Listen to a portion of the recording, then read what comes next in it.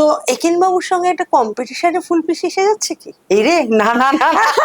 আমি তো ছোটবেলা থেকে তুমি নাটকের সঙ্গে যুক্ত, বাবা মা রুদ্রপ্রসাদ সেনগুপ্ত, হ্যাঁ, সাথী লেখা। কিন্তু আমি নই। আর আমার খুব ছোটবেলায় যখন আমি এলাহাবাদে ছিলাম, তখন আমি একটা পাইথন নিয়ে এসেছিলাম একজন সাধু বাবার কাছ থেকে। হ্যাঁ, এবং ধরো আমাকে এরকম জড়িয়ে ধরে বসে আছে, আমি শুয়ে আছি এরকম, মানে জেঠুর ওপর, উনি হ্যাঁ। ইজি চেয়ারে বসে আছে, আমি শুয়ে আছি। ওই হাইট, ওই হাইট, আর আমার মনে আছে আমি লম্বা লম্বা আঙুল এরম এরম করছি। বা সপ্তর্ষির সঙ্গে দেখা হওয়ার পর মানে আমি শঙ্কর জেঠুর কাছে গেছিলাম ওকে নিয়ে, ও মা, যে দেখো তো আমার না একে ভালো লাগে, এবার তুমি বলো তো এটা কি ব্যাপার। আমার বাবা। হ্যাঁ, হ্যাঁ, সেক্ষেত্রে ধরো রুদ্রপ্রসাদ সেনগুপ্ত বলে যেমন সাথী লেখা আসে, সেরকম কেয়া চক্রবর্তীও তো আসে। সেটা হুম। নিয়ে কখনো কথা হয়েছে? তো আমার মা যখন মারা যান, মা গায়ে একটা কম্বল, একটা ছোট বিছানা ছিল, একটা কম্বল, 20টা শাড়ি, ঠিক 20টা শাড়ি, 4-5টা সোনার গয়না, একটা চেন, হয়তো যেগুলো আমি মাকে কোনোদিন পরতেও দেখিনি, একটা চেন, দুটো কানের দুল, দুটো চুড়ি, দুটো বেহালা, দুটো সিনথেসাইজার, একটা গ্র্যান্ড পিয়ানো, আর অজস্র বই। মা এলাহাবাদে অমিতাভ বচ্চনের বাবার কাছে ক্লাস করেছিলেন। তোমাদের কি প্রেমের সময় এরকম হয়েছিল যে যা সিমরন যা জিলে আপনি জিন্দেগি, এরকম না, বাবা একদমই বলেছিল নাকি? একদমই হয়। মঙ্গুকে মঙ্গু বললেই ও বলতো ও, মঙ্গু।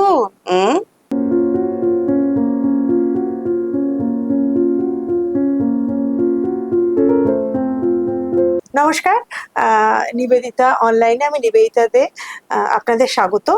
আজকে আমার সঙ্গে যিনি কথা বলবেন, হ্যাঁ, তাকে তো আপনারা বুঝতেই পারছেন, দেখেইছেন, থাম্বনেলও দেখেছেন।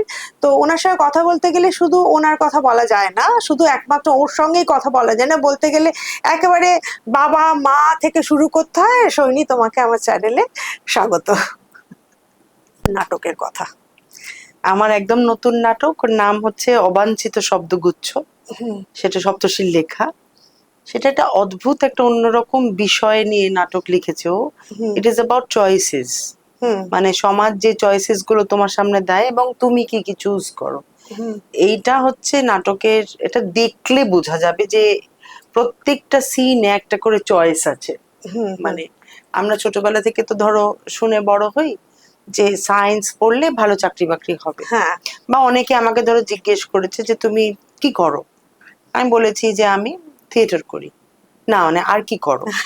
তো এটা এটা আগে অনেক সময় এরকম হ্যাঁ, হ্যাঁ, হয়েছে যে সবাই ভাবে যে যদি কেউ আর্ট প্র্যাকটিস করে তাহলে সেটা যথেষ্ট নয়। হ্যাঁ, বা কবিতা কেউ পড়ছে সেটা যথেষ্ট নয়, বা কেউ হুম। কবিতা লিখছে।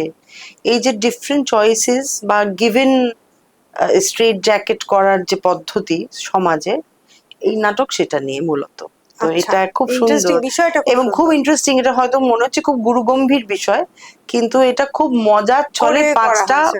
একদম একদম বাচ্চাদের দিয়ে বলানো, একদম ইয়াং ছেলেদের হ্যাঁ, এবং মেয়েদের, তাদের মজা করে জিনিসটা নেরেট করা।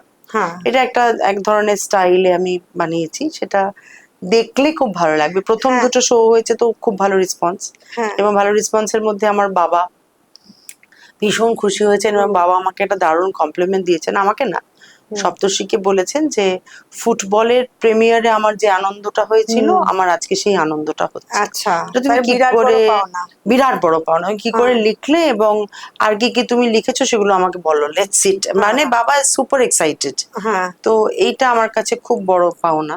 আমার সবে ভালো লাগে যে তোমার বাবার কত বয়স এখন হবেন, 92। এবং তিনি টাচফুড এমন মানে মানে সব হ্যাঁ, সবকটা, আমি তো দেখলাম কোন একটা ছবি প্রিমিয়ারে গেছেন, এবং ফুলপিসি, হ্যাঁ। ফুলপিসি প্রিমিয়ারে হ্যাঁ, গেছেন। এবং ফুলপিসিতে আবার বাবার যাবার ইন্টারেস্ট আবার আমার জন্য, আবার শিবুর জন্য। হ্যাঁ, হ্যাঁ, আর হ্যাঁ, শিবু তো নান্দিকারের ছাত্র। হ্যাঁ, মানে ক্লাস 11-এ শিবু প্রথম ওর মা ওকে এনেছিল। এবার বাবার কাছে এখনো সেই শিবু ছোটই ছোট শিবু। শিবু, সে তো হবেই। তো হ্যাঁ, বাবা মানে ভাবে যে বাবা ওই ছোট শিবু শিবু ওটা ডিরেক্টর হয়েছে, বাবা ইয়ার্কি মারে ওকে, হুম, হুম, মজা করে আর কি। কিন্তু বাবার কাছে এটা খুব মানে ভালো লাগার হুম, জায়গা। হুম। তো বাবা সব। সেটা তো তোমার বাবার কাছেও হবে, কারণ আমি ধরো ওকে ওই ঋতুপর্ণ ঘোষের সঙ্গে কাজ করতে হ্যাঁ, দেখেছি। হ্যাঁ, আমারও এখন ওকে, ওর আমাকে মনে আছে ওইভাবেই। কিন্তু এখনো এত ভালো ভালো কাজ করছে। হ্যাঁ, তোমার ফুলকুশি নিয়ে আমার একটু কথা বলার আছে। হ্যাঁ। আর এ- ওরা তো মাকে নিয়েও ধরো কত বেলা ছবি, শেষে হ্যাঁ, বেলা শুরু হ্যাঁ, করেছে, হ্যাঁ। সব মিলিয়েই আর কি ওটা বাবার জন্য অ্যাসোসিয়েশনটা একটা খুব ইমোশনাল জার্নি। ফুলপিসি দেখতে যাওয়া। ন্যাচারালি। আর ফুলপিসি বিষয়বস্তুটাও আমার কাছে, আমি যেটা তোমাকে বলছিলাম ওভার ফোন, যে আবার একজন ডিটেকটিভ এলেন, হ্যাঁ মিস মার্পল। দেখো, মিতিন মাসি সুচিত্রা ভট্টাচার্যের লেখা, হ্যাঁ। আচ্ছা, কিন্তু একেন বাবু কিন্তু সেটা নয়। হ্যাঁ একেন বাবু পুরোপুরি একটা জটায়ুকে কল্পনা করে, হ্যাঁ হ্যাঁ তাই তো, হ্যাঁ। কিন্তু জটায়ু হবে, কিন্তু মানে ফেলুদা ওটা করছে না, জটায়ু করছে, হ্যাঁ, সলভ করছে। অনির্বাণ অসাধারণ করে। অসাধারণ করে এবং খুব সাকসেসফুল, হ্যাঁ। খুব সাকসেসফুল একেন বাবু। তো একেন বাবুর সঙ্গে একটা কম্পিটিশনে ফুলপিসি এসে যাচ্ছে কি? এই রে, না না না না। আমি কারোর সাথে কোনো কম্পিটিশনে নই, কারণ আমি হেরেই যাব। আমার খুব ভয় লাগে। তবে আমার খুব ভালো লেগেছে যে এটা খুব আদর করে আনন্দ করে বানানো একটা ছবি। এবং জানো তো, কিছু কিছু ছবির আউটডোর মানে মনে রাখার মতো আউটডোর। আমরা প্রায় 15-17 দিন এতে ছিলাম হলদিয়ায়, পুরোটাই আউটডোর হয়েছে। এবং এত কনসেন্ট্রেটেড কাজ, অনেকক্ষণ ধরে কাজ হয়েছে, খুব কনসেন্ট্রেটেড কাজ হয়েছে। এবং সব খুব ভালো অভিনেতারা ছিলেন সঙ্গে। আমার জন্য অনেক সিন রনিদার সঙ্গে। তো রনিদার সঙ্গে পারমিতার একদিনের পরে তো এই প্রথম। একদম, হ্যাঁ। হ্যাঁ, তো ওটা চ্যালেঞ্জ হয় না যে আমার এগেনস্টে ভালো কোনো অভিনেতা থাকবে, দারুণ জমবে, হ্যাঁ। আজকের দিনটা ভালো যাবে। তো সব মিলিয়ে আর কি, ওটা আমার খুব একটা আনন্দের কাজ, হ্যাঁ, খুব ফুলপিসি আরামের কাজ। হ্যাঁ, এই ফুলপিসি। ঘরটা পড়ে গেল। হ্যাঁ, না তারপরে আমাকে দিদি ওই এটা শিখিয়েছিলেন, ওই কর্ণাটিক বীণা শিখতে আমি গেছিলাম ও এখানে। আচ্ছা, কার্নেটিক বীণা যেটা তুমি হ্যাঁ, বাজাচ্ছিলে। ওটা আমি আমাকে একদিন সময় দেওয়া হয়েছিল। তুমি একদিনে ওটা রপ্ত করেছিলাম একজনের কাছে গিয়ে এখানে। তো তুমি তো সব তোমার মার কাছ মিলিয়েই আর থেকে কি। কিছু, তোমার মা এতগুলো বাদ্যযন্ত্র বাজাতে পারতেন। না, মা অনেক শেখানোর চেষ্টা করেছিলেন, আমিও চেষ্টা করেছিলাম, কিন্তু আমার মায়ের ওই ধৈর্যটা ছিল না ওইটা বাজানোর। আমার এই বেহালা শিখতে গিয়ে আঙুল কেটে গেছিল ছোটবেলায়, and that is when I decided no, this is not for me. তো আমি পরে নাচে ভর্তি হয়েছিলাম তাঙ্কামানি কুট্টির ওখানে, তো সেটা আমি খুব এনজয় করতাম।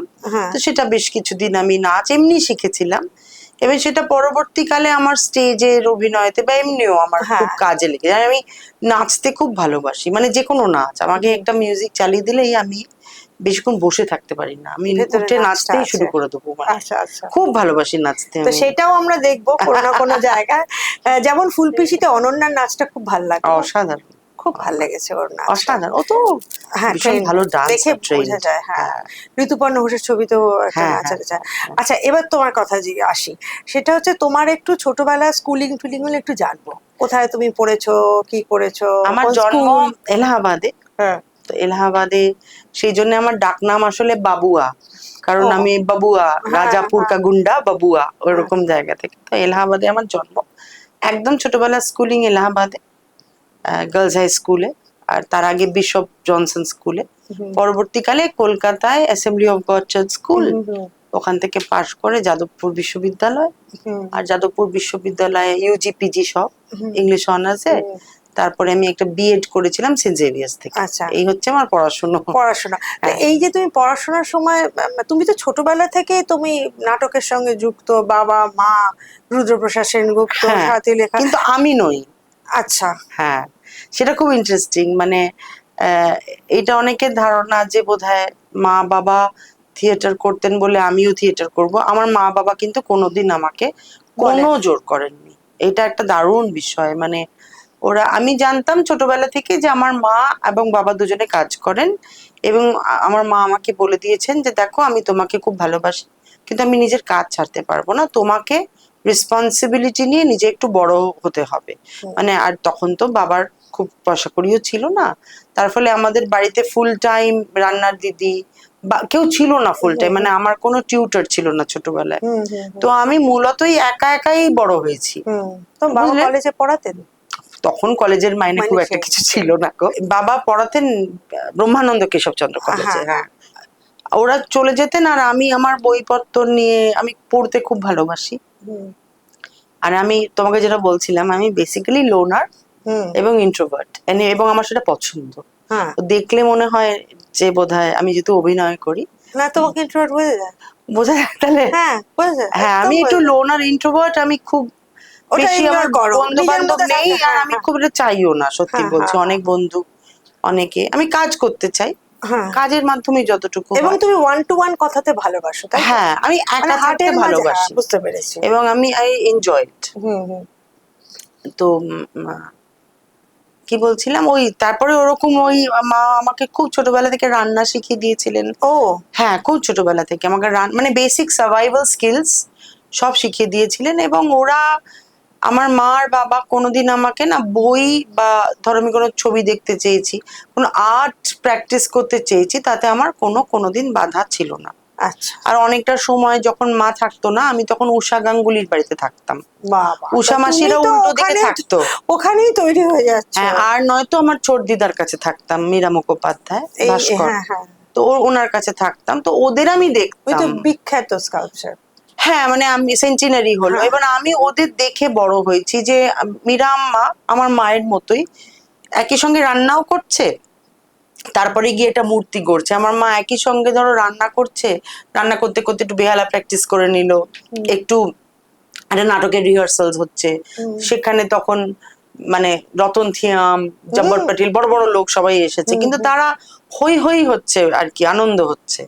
তো এইটা আমার বাড়িতে এটাই কালচার। কালচার, এটা মানে এখনো বিবেকানন্দ রোডে যেখানে বাবা থাকেন, সদর দরজা খোলা আমি জিজ্ঞেছি তোমার সব ব্যাপারে। সময়। সদর আমার এটা নিয়ে মানে ভয়ও লাগে, কিন্তু সদর দরজা বাবা খোলা। আমি কিছুদিন আগে কি বাবাকে সুন্দর বললাম, বারান্দাটা উপরে। হ্যাঁ আমি বললাম যে বাবা একটা কোল্যাপসিবল গেট লাগাবে, এখন তো খুব এরকম। বাবা বললো যে না, আমি যখন থাকবো না লাগিও, এখন লাগাতে দেবো না কোল্যাপসিবল গেট। তো এই ধরনের আর কি। হুম তো তার ফলে ওরা কখনো আমাকে বলেননি যে কি কি করতে হবে, আমি যা যা করতে চেয়েছি আমাকে করতে দিয়েছেন, হুম। অনেক স্বাধীনতা দিয়েছেন। অনেক পরে আমি মানে কি বলবো, অ্যাক্সিডেন্টালি থিয়েটারে এসেছি। তোমাদের একটা কথা বলি, তোমার স্বাধীনতা দিয়েছে, কিন্তু তোমাদের বাড়িতে তো একটা রিহার্সালের পরিবেশই ছিল। হ্যাঁ, কিন্তু ওই সময় অনেক সময় আমি স্কুলে থাকতাম। ওকে। আমি অনেক সময় স্কুলে থাকতাম, বা সে আমি আবার হোমওয়ার্ক হতো, এই হ্যাঁ, আর নিজের আমি মতো থাকা। খুব ব্রিটিশ কাউন্সিল লাইব্রেরিতে বসে থাকতাম। ব্রিটিশ ওকে কাউন্সিল লাইব্রেরি ছিল তখন ওকে না, ওকে ওকে, কেন? ওখানে ওদের ওদের ভাল লাগতো? আমার তো এমনিও ধরো কলেজের সময় তো আমার ইংরেজি সাহিত্য কলেজের নিয়েই সময়, ছিল। হ্যাঁ।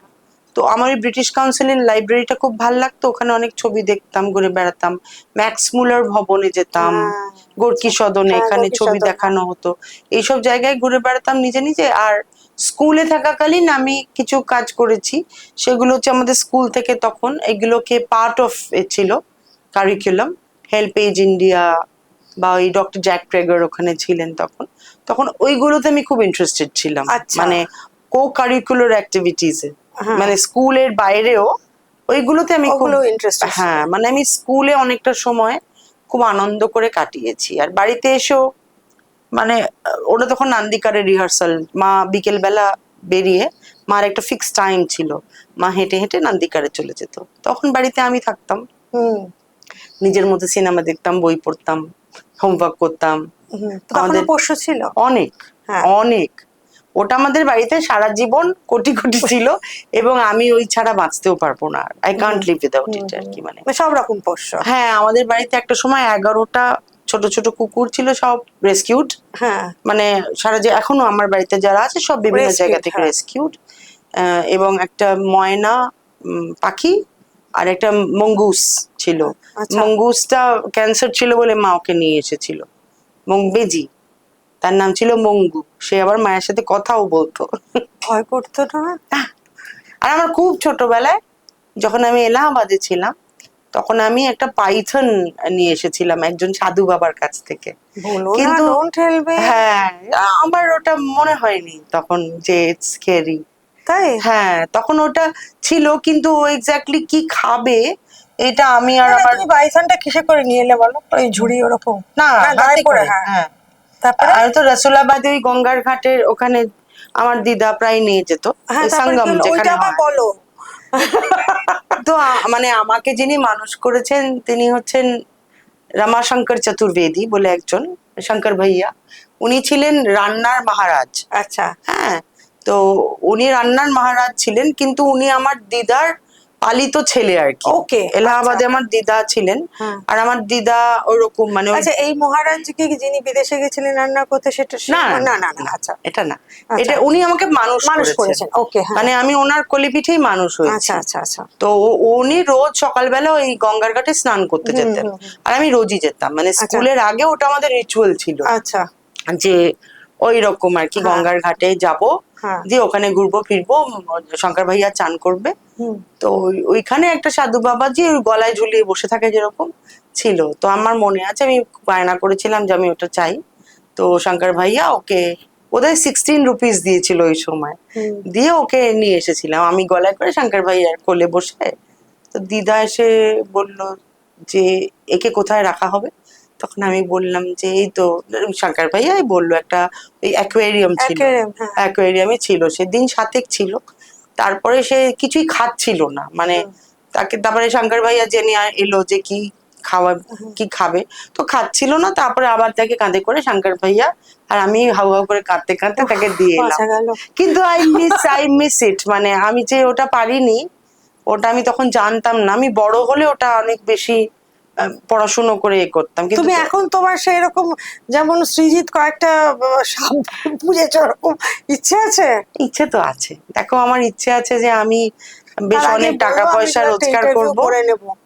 আমার ভীষণ যে আমি আমার খুব একটা মানে বড় কোনো শেল্টার বা এই জাতীয় জিনিস যদি কখনো করতে পারি, ওগুলো তোমার সেটা ভালো লাগে আমার না? খুব ভালো এক একজনের এক এক রকমের ভালো লাগা। আমার খুব ভালো লাগে, বিকজ আই ফাইন্ড ওই বেজিটাকে কি করে ও খুব ভালো ছিল, ও খুব ভালো। ও মায়ের মানে হাতে করে? মায়ের বুকের মধ্যে থাকতো, মানে মা যে জামা কাপড় পরতো, নাইটি বা শাড়ি ব্লাউজ, ওই ব্লাউজের মধ্যেই মাঝে মধ্যে এরকম করে মুখটা বার করতো। আর খুব ওর সামনে কি হতো, মঙ্গুকে মঙ্গু বললেই ও বলতো ও মঙ্গু, এরকম উত্তর দিত। বেজি। হ্যাঁ, আর মানে মা সাপ হা আর বেজি করলে মুখে ঢুকে দেখতো এরকম ভেতরে, মানে সুন্দর তো, বারোইং অ্যানিমাল তো, তো হ্যাঁ। সেই জন্য ও আর কি দেখতো যে ওই আর কি। তো ওটাই আমার খুব মানে আমার তোমার মনে আর হয় যে মার তো আমার, এটাতে ইন্টারেস্ট, বাবার এটা নিয়ে কোনো প্রবলেম ছিল না না? বাবাও প্রচন্ড এরকম, ও। বাবাও, বাবা যে আর তোমার কতদিন, সপ্তর্ষি? ও সাংঘাতিক, যাক বাবা, মানে এবং শান্তি। আমি ভগবানকে বলেছিলাম যে শান্তি। আমার যেন এমন একজনের সাথে প্রেম আর বিয়ে হয় যে যেন আমার এই ব্যাপারটা Animal বোঝে। ব্যাপার, হ্যাঁ। তো ভগবান আমাকে ওরকম একজনের সাথে দেখা করে দিয়েছে যে এটা আমার বোঝে, মানে ও খুবই হ্যাঁ। হ্যাঁ। ওরকম। এবং আমি আমার দলের ছেলে মেয়েদেরকেও অনেককে এই এই ট্রেনিং, ভালোবাসা। একটা এটা কিন্তু একটা ট্রেনিং দিতে হয়, হ্যাঁ। বুঝলে, শুধু ভালোবাসলাম চটকালাম বিষয়টা তো নয়, খুব। যে হাউ ঠিক। টু হ্যান্ডেল এন্ড হাউ হ্যাঁ। টু টেক কেয়ার, তার জন্য খুব মেডিকেল এও দরকার। তো হ্যাঁ। সেইগুলো কয়েকজনকে আমি, এটা তো অনেক মানে কাজও, মানে ভীষণ মানে লেগে থাকা কাজও, প্রত্যেককে ওইসব কিন্তু ইঞ্জেকশন এটা দেওয়া, আমার খুব প্রত্যেকে। আরাম হয়, মানে তাই? আমার এটা মানে আমার মনে হয় I really enjoy the companionship of ওই হাগটা ভাল লাগে অল, নাকি? সব ভাল লাগে। আমার ওই যে সে একটা ধরলো। না, সব আচ্ছা। সময় না, I just like the presence of, life. মানে আমি আমার থেকে আলাদা যে হ্যাঁ, একজন, হ্যাঁ, হ্যাঁ, হ্যাঁ। মানে হিউম্যান নয়, ও যে একটু আলাদা, হুম। কিন্তু এটা আমার খুব ভাল লাগে ব্যাপারটা। আচ্ছা, আচ্ছা। আচ্ছা, এবার তোমাকে একটা জিজ্ঞেস করি। আমি তোমার কয়েকটা ইন্টারভিউ একটু একটু দেখছিলাম।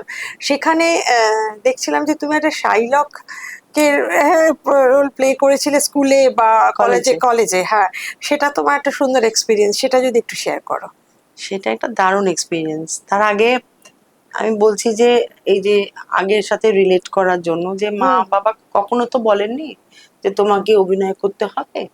তো ছোটবেলায় ওই যখন কোনো চাইল্ড অ্যাক্টর অ্যাবসেন্ট থাকতো আমাকে উঠিয়ে দেওয়া হতো, সেরকম খড়ির গন্ডিতে হুম।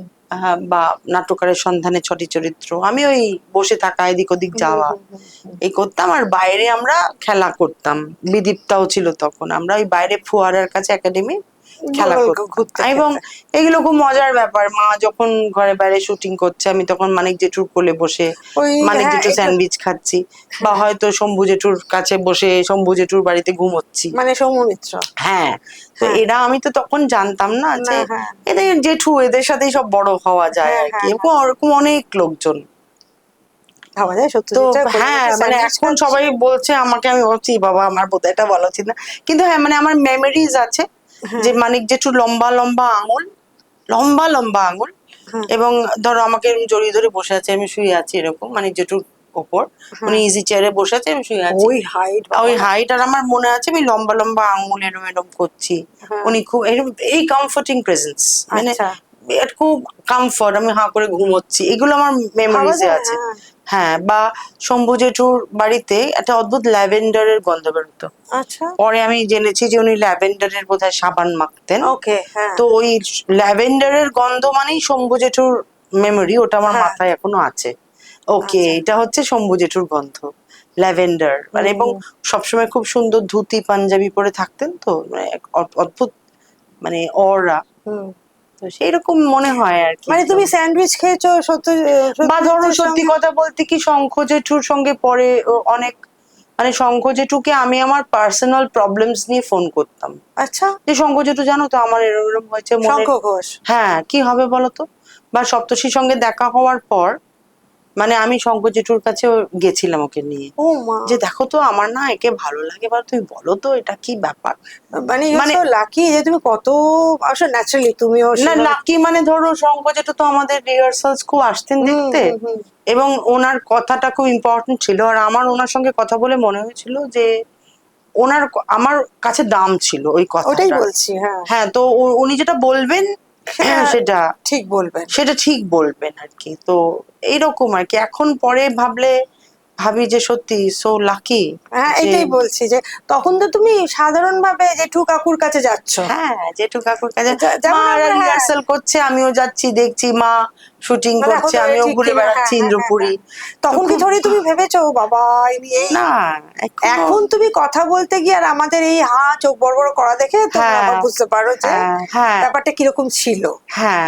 আর তখন না সবাই খুব নর্মাল ছিল, জানো তো, মানে কেউ ওরকম ছিল না, মানে হ্যাঁ, মানে একটু ওই হাই ব্যাপারটা ফ্লাই ছিল ছিল না। না, হ্যাঁ, এভরিওয়ান ওয়াজ ওয়ার্কিং, সো হ্যাঁ, উইচ ওয়াজ ফ্যান্টাস্টিক আর কি। হ্যাঁ, হ্যাঁ। মানে সবাই কাজ করছে নিজেদের আচ্ছা, তোমার কাজ। ওই শাইলক থেকে সরে যাচ্ছে, হ্যাঁ। এবার শাইলক করতে করতে ওই আমি ক্লাস 11-12 স্কুলে আমি ডিসকভার করি যে আমিও পারি আর কি। মানে তো আমি আর মীর, আমরা দুজন বন্ধু, আমরা বান্টেন হাউস ক্যাপ্টেন ভাইস ক্যাপ্টেন, আমরা ওই বছর সমস্ত কাপ জিতেছিলাম দুজনে, মীর আফজার আলী। এবার পরে তারপরে আমি যখন যাদবপুরে যাই, যাদবপুরে আনন্দলাল ড্রামা ক্লাব শুরু করেন, আচ্ছা, জুড বলে। সেখানে আমাকে মার্চেন্ট অফ ভেনিসে শাইলক করতে দিয়েছিলেন, এবং আমার দারুণ লেগেছিল যে উনি কোনো জেন্ডার স্পেসিফাই করেননি, মানে হুম, মেয়ে শাইলকের ভূমিকা ও সব কিছু করেন উনি। হুম, উনি বলেছিলেন যে তোমাদের, এমনকি আমার বান্ধবী সে অ্যান্টোনিও করেছিল। আচ্ছা। তো ইট ওয়াজ এ তো ভেরি চরিত্রগুলো সাকসেসফুল। মেয়ে মেয়েই দেখাচ্ছে, না মানে মানে তাদেরকে কিছুই ছেড়ে ওরকম যায়। দেখাচ্ছে না, গোপটোপ পড়াচ্ছে না আর কি আচ্ছা, কাউকে মেয়েদের। মানে আমি মানে একটা তুমি কি পোশাক পরেছিলে? আমি একটা ওই লম্বা একটা আলখাল্লা মতো পরে, ওকে, মানে যে কোনো ওই কিছু হতো, যে হ্যাঁ। যে কিছু হতে পারে। বাহ, I did not play it as a man, not did I not age play a it as a woman, Oman, ওরকম আচ্ছা, আচ্ছা, মানে আচ্ছা, একজন অভিনেতা। ওকে, এবং না, ওইটা খুব নাম করেছিল ওইটার, আমার খুব আরাম হয়েছিল ওটা করে, হ্যাঁ, মানে হ্যাঁ, আর শেক্সপিয়ার বলতে পারলে তো খুব আনন্দ হয়। হ্যাঁ। তো সেই প্রোডাকশনটার নাম হয় আমার, তার থেকে একটুখানি সাহসও বাড়ে যে মানে বাহ। প্রথমেই একটা নেগেটিভ চরিত্র দিয়ে শুরু করলে, হ্যাঁ, কিন্তু কাইন্ড অফ। সেইটা ওরকম ভাবিনি, আমি কেন ভাববে, ভেবেছিলাম যে হ্যাঁ, আমি স্টেজে দাঁড়িয়ে লাইনস বলবো। ওকে, হ্যাঁ, হ্যাঁ, এবং স্টেজে দাঁড়িয়ে লাইনস বলছি, শেক্সপিয়ারিয়ান লাইনস বলছি, সবাই খুব ভালো বলছে, হুম, ওটা খুব ন্যাচারালি। তারপরে যখন নান্দিকারে করতে এলাম, হুম, তখন আর কি মানে ওইটা পেরেছিলাম বলে এটা সাহসটা করলাম। ঠিক। এটাও অ্যাক্সিডেন্টালি, মানে ভিউ ফ্রম দ্য ব্রিজ, গোত্রহীন বলে একটা নাটকে প্রথম বড় আমার পাঠ। তোমার তখন কত বয়স? আমার কত 20-21 বছর বয়স, আচ্ছা, মানে অনেক পরে এসছো। অনেক পরে, 20-21 বছর বয়সে। ওটাও অ্যাক্সিডেন্টালি, মানে মেন পার্ট যিনি করছিলেন তার বাচ্চা হওয়ার সময়, মানে শি বিকেম প্রেগনেন্ট আর কি ওই সময়। তো তখন আমাকে বাবা বললো যে দেখো ওর তো রিস্ক হয়ে যাবে, ও পারবে না এতটা দৌড়ঝাঁপ, তুমি প্রথম শোটা করে দাও, হুম, তারপরে কিছু শো তুমি করে দাও, তারপরে ওর যখন পুরো প্রসেস হয়ে যাবে, then she will be able to join back, তুমি এই কদিন আমাকে একটু বাঁচিয়ে দাও। তো আমি বললাম আচ্ছা ঠিক আছে। তো আমি গিয়ে তাড়াতাড়ি, এইবারে যেটা হলো আমি যখন গিয়ে ওইখানে জুঝে উঠলাম ওদের সঙ্গে, মানে এটা বুঝতে হবে যে আমার কিন্তু ফার্স্ট ল্যাঙ্গুয়েজ ইংরেজি, second language Hindi, third language Bengali ছিল আচ্ছা, ছোটবেলা থেকে। পরে কলকাতা আসার পরে বাংলা নিয়েছি, এবং আমি বাংলায় খুব খারাপ ছিলাম, মানে ভীষণ খারাপ ছিলাম, মানে আমি জাস্ট ফেল করতে করতে বেঁচে যেতাম এরকম। হুম, তো পরে কৌশিক রায়চৌধুরী বলে আমার একজন দাদা ছিলেন, হুম, প্রেসিডেন্সিতে পড়াতেন কৌশিকদা। কৌশিকদা আমাকে বাংলা পড়ায় এবং আমি বাংলায় রিমার্কেবলি ইমপ্রুভ করি, বাহ, কিন্তু সেটা লেখাতে, মানে নট ইন মানে কথা বানাতে হয়। কথা বলতে আমি বাংলা আমার ভীষণ এখনো আমার সেই ভয়টা আছে সাংঘাতিক। কিন্তু কিচ্ছু মানে 1% সেটা ওইটাই মানে ওইটা যখন আমি করতে গেলাম মানে তখন আমি বুঝলাম যে এইটা আমাকে শিখতে হবে, মানে বাংলায় ওয়ার্ডস মুখস্থ করে সেটাকে ঠিকভাবে বলা। হুম। পরে আমাকে অনেকে বলেছিল যে আমার সেই জন্য আমার স্ক্যানশনটা একটু আলাদা, আচ্ছা। যেটা অনেকের ভালো লাগে, যেহেতু আমার হ্যাঁ। স্ক্যানশনটা ঠিক ওরকম নয়। হতে পারে, হ্যাঁ। তো যাই হোক, তো ওইটা আমার কাছে একটা নতুন একটা জায়গা হলো যে এখানে বেশ একটা মানে একটা আই লার্নিং সামথিং। হ্যাঁ। এবং আমি এই ধরো দেবুদা, গৌতম দা, হ্যাঁ, এই হ্যাঁ। এদের সঙ্গে মানে যারা দেবশঙ্কর ভীষণ ভালো, হালদার এবং হ্যাঁ। হ্যাঁ এরা যারা ভীষণ ভালো জানে, বাংলা জানে এবং থিয়েটার আমার থেকে অনেক দিন আগে থেকে ভালো করে করছে, এদের সঙ্গে আমি আই হ্যাভ টু কোপ। কোপ উইথ দেম। হ্যাঁ। তো এইটা করতে করতে আমিও শিখলাম, হুম। আমিও পারলাম করতে হুম, পরে। হুম, হুম। এটা তো একটা মানে সুন্দর, তোমার এটা একটা জীবনের অভিজ্ঞতা বললে। এইবারে এইটা করতে করতে দেখো, আমি তোমার ব্যক্তিগত দিকে এখন যাব না, যদিও তোমাকে সব বেশিরভাগ লোকই এটা শোনার জন্য হা করে আছে যে তোমার 14 বছরের ছোট বর এবং ইত্যাদি, কিন্তু ওটা অনেক পরে, আমি শেষে একটুখানি করবো। তার আগে জিজ্ঞেস করি যে তোমার ফিল্মে যে তুমি যখন পারমিতার একদিনে এলে, হ্যাঁ, হ্যাঁ, তো অনন্য, মানে রিনাদির একটা অনবদ্য সৃষ্টি, তার মধ্যে তুমি একটা অনবদ্য চরিত্র, হ্যাঁ, সেইটা মানে কি করে মানে ওইটাকে সোহাগদি বোধহয় তোমাকে ইয়ে করেছিল, কিন্তু তুমি করেছিল। আর যখন গানটা গাইছো জয়শ্রীদির, হ্যাঁ, আম, কি যেন হৃদয় আমার প্রকাশ। হৃদয় আমার প্রকাশ হলো, ও ওটা আমি শিখতে যেতাম জয়শ্রী মাসির কাছে, ও ওটা শিখেছিলাম গিয়ে। ওটা আমার একটা জীবনের সেরা এক্সপিরিয়েন্স। হ্যাঁ। আসলে আমি যখন অভিনয় করি, আমি অভিনয় করতে ভালোবাসি তো খুব, মানে আমার খুব এগুলো শিখতে ভালো লাগে। যে তো পারমিতার একদিন আমাকে রিনা মাসি নগর কীর্তন বলে একটি নাটকে দেখতে এসেছিলেন, হুম। এসে সিলেক্ট করেছিলেন। আমি শুনেই বলেছিলাম আমি পারবো না। হুম। এবার আমি রিনা মাসিকে গিয়ে বুঝিয়েছিলাম যে শোনো, আমি অ্যাকচুয়ালি নিজেই স্কিজোফ্রেনিক, আমি পারবো না, তুমি আমাকে ছেড়ে দাও, এটা রং চয়েস। এবং আমি প্রচন্ড তারপরে বকা ধমকানি দিয়ে আমাকে মানে সিনেমা করব আবার অপর্ণা সেন, মানে ওটাই তো তোমার প্রথম অপর্ণা ছবি। সেন মানে আমার কাছে উনি তো হিরোইন, মানে বুঝতে and পেরেছি, she was হ্যাঁ। so beautiful, she হ্যাঁ, still is। please, হ্যাঁ। মানে ওইখানে গিয়ে ওনার সাথে আমার মনে হয়েছিল যে আমি পারবো না, মানে শি ইজ পারফেক্ট। হুম। তো সেইটা গিয়ে একটা ভয় লেগেছিল যে আমি এত এত আমি ঝামেলা পারবো না। হ্যাঁ।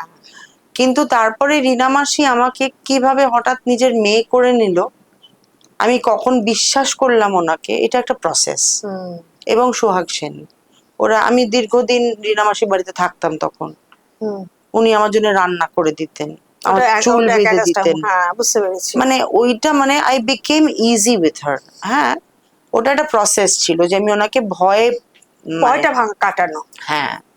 তো তোমার করতে তখন করতে বয়সটাও অনেক কম ছিল। হ্যাঁ, এবং ওইটা করার পর আরেকজনের কথাও আমি বলছি। আমার প্রথম শুটিং হয়েছিল যেদিন, সেটা হয়েছিল ওই নর্থ ক্যালকাটায় লাহাবাড়ি। হ্যাঁ। হ্যাঁ, তো আমার ওই শটটা হয়েছিল যেখানে আমি শাড়ি খুলে ফেলছি, হ্যাঁ, সায়া হ্যাঁ, ব্লাউজে, আর ওখানে ঠিক ঠিক করছে পুলিশ হ্যাঁ, চারিদিকে, হ্যাঁ। তা প্রচুর লোক, আর আমি পুরো আনএনিবেটেড হয়ে করছি, এমনি আমার শরীর নিয়ে ইনিবিশন নেই, হুম। তো আমি খুব আনএনিবেটেড হয়ে করছি। হঠাৎ করে একটি ছেলে, সে একটা বড় তোয়ালে নিয়ে সে আমাকে জড়িয়ে ধরে বলল, কোনো ভয় নেই বাবা, খুব ভালো হচ্ছে, ভয় পেও না। সেটা হচ্ছে ঋতুপর্ণ ঘোষ। ও হ্যাঁ, তো এই যে লোকগুলো তখন ছিল, বা ধরো প্রথম যখন খেতে বসেছি, আমি দেখছি যে সবাই একটা টেবিলে খাচ্ছে আর আমি পাশে একটা টেবিলে খাচ্ছি। হঠাৎ করে আমাকে বলল যে এখানে আয়, এখানে এসে বস আমাদের সাথে, এই ও খেতে ভালোবাসে, ওকে একটা বড় মাছ দাও, সৌমিত্র কাকা। হ্যাঁ, হ্যাঁ, তো এই যে অ্যাসোসিয়েশনটা ভালো। ইনস্ট্যান্ট যে হ্যাঁ। ইউ আর ওয়েলকাম, তুমি আমাদের, হ্যাঁ। ওইটা আমাকে একটা ভীষণ মানে আরাম দিয়েছিল, হুম, বুঝলে তো। হুম, হুম। ঋতুদার সাথে ওই যে বন্ধুত্ব হলো, অনেক বন্ধুত্ব হলো আর কি। সেই সেই, হ্যাঁ, হ্যাঁ। যে এইটা একটা, প্রথম তো একজন কেউ ভয় আর পায়। ঋতুপর্ণ না বন্ধুরই লোক। হ্যাঁ, আবার প্রথম তো তো একটা আমাদের ভয় লাগে, জড়তা থাকে। আমি হঠাৎ করে ও ঋতুদার, নিজেই করে নেয়। মানে রিনা মাসি আমাকে বোধহয় আমার নাম সোহিনী জানে না, জানে বাবুয়া। হ্যাঁ, মানে রিনা মাসি বা সোহাগ মাসি বা ঋতুদা, এদের কাছে আমি বাবুয়া। তো এইটা আমার খুব, এই ভালোবাসাটার জন্য। আর আমি, আমাকে যদি কেউ ক্র্যাক করে, খুব ইজি সেটা করা, সেটা আমাকে ভালোবাসলেই আমি সমস্ত কাজ করে দেবো। তো ওইটা আর কি, ওটা আমার কাছে একটা গ্রেট খুবই লার্নিং, লাভাবল একটা মানুষ, তোমাকে লোকে ভালোবাসবে। হ্যাঁ, আর গ্রেট লার্নিং এক্সপিরিয়েন্স, হ্যাঁ, গ্রেট। একদম মানে বাড়ির কেউ মনে হতো ঋতুদাকে, মানে ঋতুদাকে বলা যেত যে এটা আমি করবো না, হ্যাঁ, মানে রাগ দেখানো যেত। হ্যাঁ, হ্যাঁ, হ্যাঁ। আমার সাথে যখন আমি ওই বিপাশার গলায় ডাবিং করেছিলাম, হুম, তখন আমি ঋতুদাকে বলেছিলাম যে ঋতুদা আমি এটা করতে চাই না, আমার গলা একদম মানে অন্য সব কিছুতে চরিত্র যায় না। কাল্পনিকে। হ্যাঁ, একদম যায় না।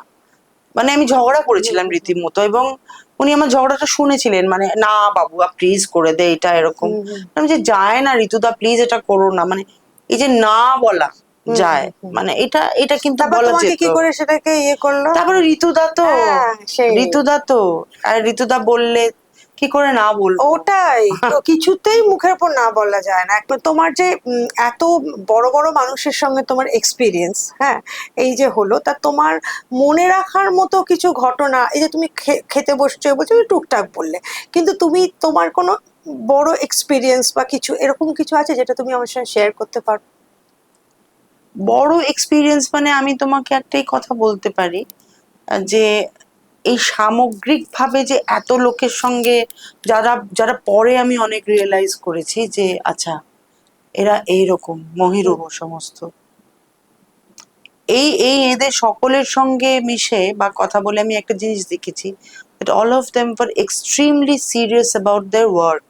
হুম, They were not very keen about hmm, their image, hmm, hmm, but they were extremely serious about their work. মানে হুম, হুম, আমি একটা অমুক, এইটা হুম, কিন্তু আমি এদের কাউকেই সেরকম ভাবে দেখিনি হুম, হুম, করতে, কিন্তু কাজের বিষয়ে এত সিরিয়াসনেস ছিলেন, ওইটা আমার সবসময় যখন ধরো, that includes my parents are কি, যে আমি যখন ধরো ভাবছি বাবা আবার, ওইটা মনে আসে। হুম, যখন আমি ক্লান্ত হই বা আমি যখন হতাশ হই বা নেগেটিভিটি কিছু এলেই মনে হয় যে না ওরা কি করে করেছে, পেরেছে, হুম, হুম, ওইটা আমাকেও করতে হবে, আমি এটা আমার কাজ, আমি পৃথিবীতে এসেছি, এই কাজ আমার নির্ধারিত যে তোমাকে হুম, অভিনয় করতে হবে, এইটাই তোমার সার্ভিস। হুম, আর আমি যেহেতু মিশনারি স্কুলের মেয়ে না, আমি সার্ভিস এইসবে বিশ্বাস হুম, করি। হুম, হুম, তো আমি মনে করি যে আমার অভিনয় করাটা এক ধরনের সার্ভিস আমি হুম, দিচ্ছি, হুম। তো এইটা আমাকে মরতে মরতে করতে হবে। তো এইটা, এই এতগুলো লোকের মানে, সাহচর্যে তোমার ভেতরে যেমন ইনজেক্টেড হয়ে ধরো গেছে। যেমন ধরো অনেকে জানেনও না হয়তো, সাবিত্রী হাইসনাম বলে একজন অভিনেত্রী মণিপুরের, তিনি হচ্ছেন কিংবদন্তি অভিনেত্রী, যিনি দ্রৌপদী করেছেন স্টেজে, আচ্ছা। কানাই লাল স্ত্রী। উনি বাংলা বলতে জানেন না, হিন্দি বলতে জানেন না, ওনার ভাষা বলতে জানেন ওখানে, হুম, এবং উনি যে কি সাংঘাতিক, she is a very big influence in my life. Hmm, উনি যে কিভাবে আর্ট প্র্যাকটিস করেছেন, বা আমার ছোট দিদা মীনা মুখোপাধ্যায়, আমার মীরাম্মা হচ্ছে কিরম জানো তো, মীরাম্মা ছিল যে আর্ট আর্ট প্র্যাকটিস করতো, স্কাল্পচার বানাতো, কিন্তু ওগুলো কেউ বিক্রি করতে চাইলে বা ওগুলো ওগুলো বিক্রি করে যে টাকা পয়সা বানানো যায়, এইটা উনি জানতেন না, এবং ও, উনি খুব রেগে যেতেন এটাতে, ও যে আচ্ছা। বাবা এই আবার কি বিক্রি হয়। অনেক পরে উনি বুঝেছিলেন আচ্ছা এটা বিক্রি করে, বুদ্ধি দিয়েছিল হুম, যে বিক্রি করে ওই টাকা দিয়ে উনি একটা গ্রামে স্কুল খুলেছিলেন, এলাচি গ্রামে। হুম। মানে এই যে লোকগুলোর যে ধরো এদেরকে দেখেছি যে এরা কিছু মেটেরিয়াল জিনিসের আশা না করে শুধু শুধুমাত্র শিল্পের স্বার্থে শিল্প করে এইটা যাচ্ছে। একটা, এই জিনিসটা I try to follow, hmm, hmm. This is something I really আচ্ছা, ট্রাই টু তোমার ফলো। তুমি দ্রৌপদী বললে বললে আমার মনে পড়ে গেল, এই নাথবতীর সময় মানে শাওলি হ্যাঁ হ্যাঁ মিত্রের হ্যাঁ, সঙ্গে তোমার অ্যাসোসিয়েশনটা কিরকম ছিল? মানে আমার মাসি ছিলেন, শাওলি মাসি, আমি ওনার হ্যাঁ, কোলে বসতাম, সেই সেই। এবং উনি আমাকে ভীষণ ভালোবাসতেন, একদম কাছের লোক ছিলেন। শাওলি মিত্র আমার কাছে শাওলি মিত্র হ্যাঁ, ছিল না, আমার নাথবতীটা আমার দেখার পর, শাওলি হ্যাঁ, মাসি ছিল, মানে। সেই। এবং তিনি সব সময় আমার খোঁজ নিতেন, হুম, আমার আমার সঙ্গে অনেক ব্যক্তিগত কথা হতো, হুম, হুম, হুম। মানে এটাই আর কি, মানে আচ্ছা, হঠাৎ করে চলে গেছে এরা একটু অনেকেই। অন্য প্রসঙ্গে যাই। তোমাদের বাড়ি তো মানে তোমার বাবা, হ্যাঁ, হ্যাঁ, সেক্ষেত্রে ধরো রুদ্রপ্রসাদ সেনগুপ্ত বলে যেমন সাথীলেখা আসে, সেরকম কেয়া চক্রবর্তীও তো আসে।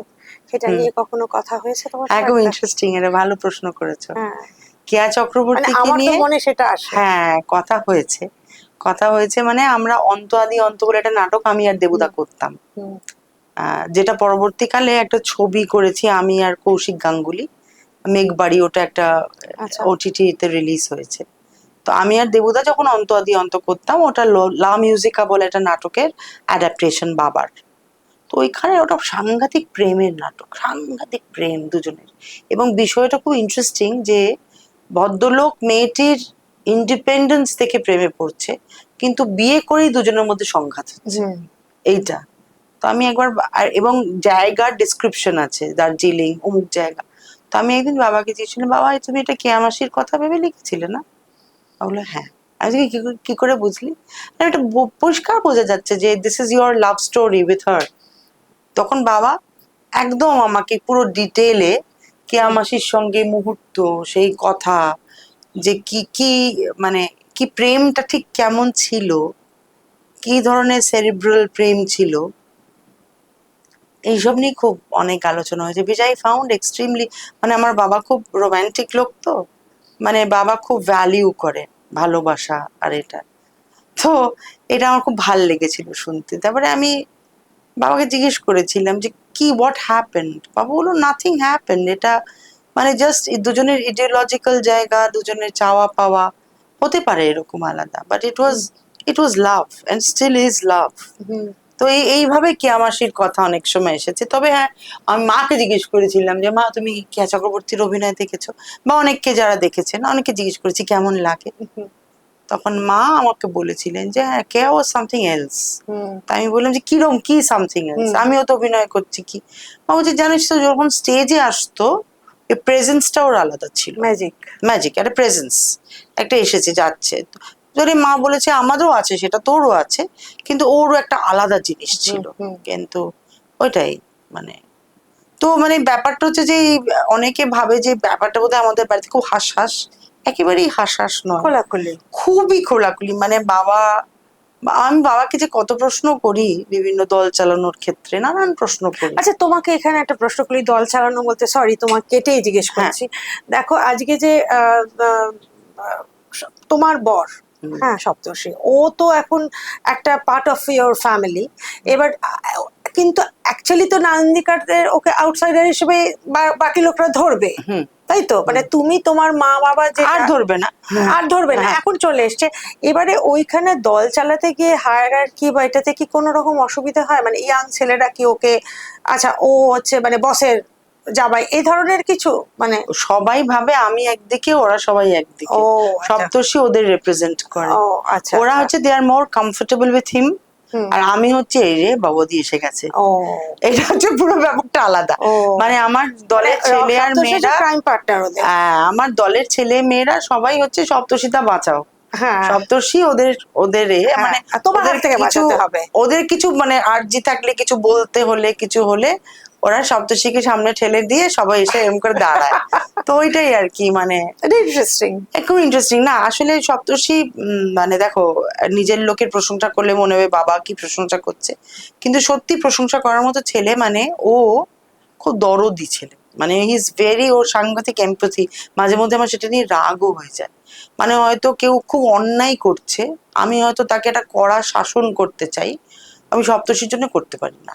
মানে ও এত রংলি মাঝে মাঝে এমপ্যাথি প্র্যাকটিস করে। এটা আমার মনে হয় যে ধরো কেউ দলের রুল ভাঙছে, হ্যাঁ কোন একটা রুল ভাঙছে, সপ্তর্ষি ঠিক তাকে ম্যানেজ করে নেয়, কিছু একটা ভাবে ম্যানেজ করে নেয়। তো সেইটা আর কি। এবং আমি ওকে খ্যাপাই যে তুই বড্ড বেশি টু সফট উইথ দেম, মানে ওরকম, but he is like that. এবং ও এরকমই। তোমার ওটাই ভাল লাগে আই এম শিওর।